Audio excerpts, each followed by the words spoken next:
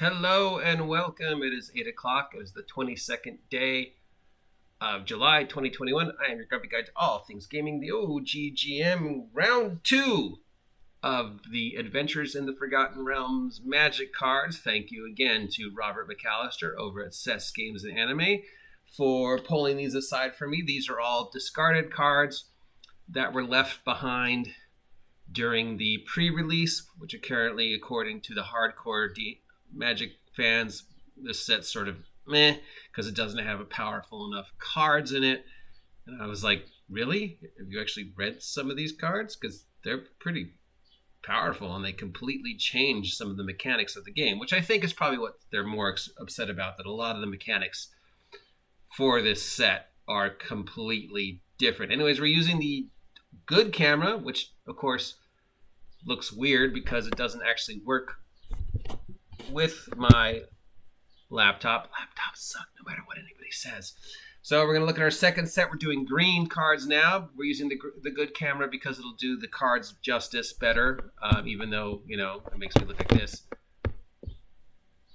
So here we go. And first we have this shiny green card. You find a cursed idol.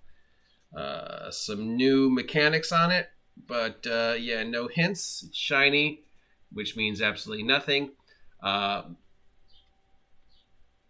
would you use this? I mean, I guess if you were like doing like a fate deck or random treasure, you could just make a stack of these and then they pull from it every time they roll a certain number of the dice. It definitely could be a prop. I mean, look at the way it's written. It's written as an encounter, a thing that they encounter while they're adventuring in D&D. You find a cursed idol. How you would use this in an actual D&D campaign? I don't know. Throw it down on the map as something to represent the cursed idol, maybe, or something that, like, if they roll a 1 on a search, or a natural 20, you could go, bam, you find a cursed idol, and here's the card to represent it. This one's a maybe. Then we have Underdark Basilisk, just a standard monster card. You could use this to represent a monster on the field. Just cut out the flavor text, and you have a token for a basilisk, which is what I would use it for. It's about the right size, and it has some flavor text, but nothing that gives us a hint. And again, we have a hill giant. Again, that you could use this as a token to represent a hill giant on the field if you don't have a hill giant figure. Plus, tokens are easier to carry around than figures. So again, here's just blam, cut out the flavor text, put it down on the ground. Here you go. And there's some flavor text in there, but nothing that gives us a hint. And again, here we have one that could be an NPC, though I don't really like the art. I don't see how you could use this as an NPC. This is the, this camera isn't really working for these either, is it? This is the Elute Guard, Eltru Guard, ELTRUGARD Ranger. Some flavor tests. But nothing that gives us a hint for the future, and I'm not sure how I'd use that one.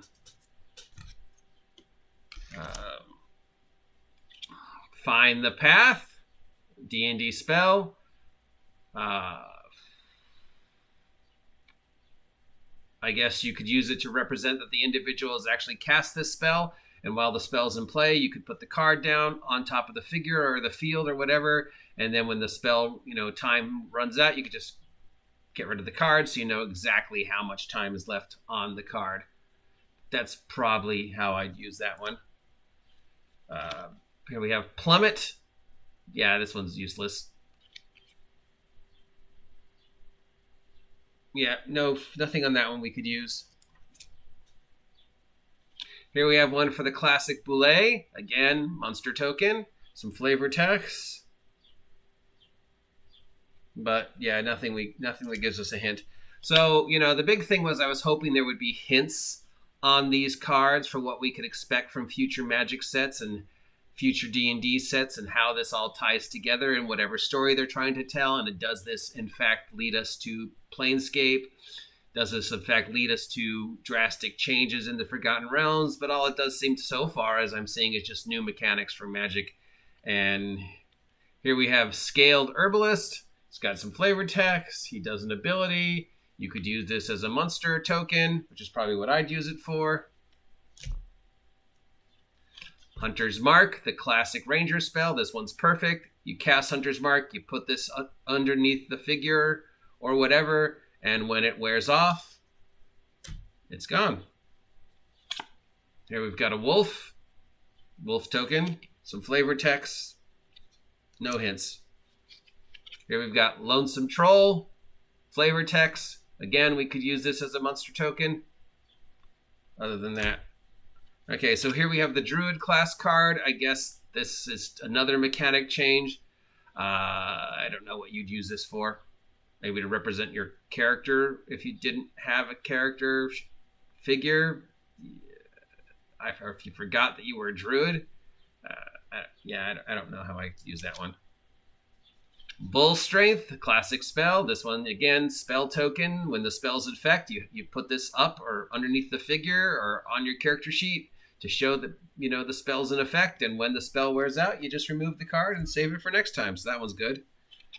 Here we have Circle of the Moon Druid for potential NPC encounter figure / token.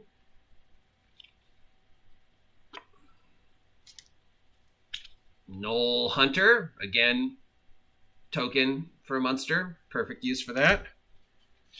Wild Shape, another one you could use for a spell token. Put this underneath the figure or on your character record sheet when Wild Shape is in effect. And when the Wild Shape wears off, you just remove the card till next time so we know exactly whether you are or are not in Wild Shape. And our final one is Sylvan Shepherd, NPC encounter.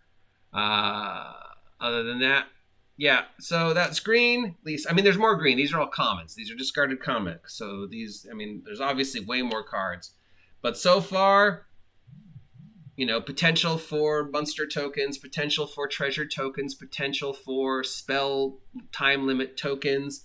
No hints so far, which is what we were hoping for. The only reason I picked these up, other than to show you guys what they look like and to say maybe get an idea if there were any hints in this set for what the next thing is for Magic and D&D and how the continued cross-pollination is going to happen based upon whatever Hasbro has plans for D&D and Magic. But yeah, not this one. Maybe in the next round.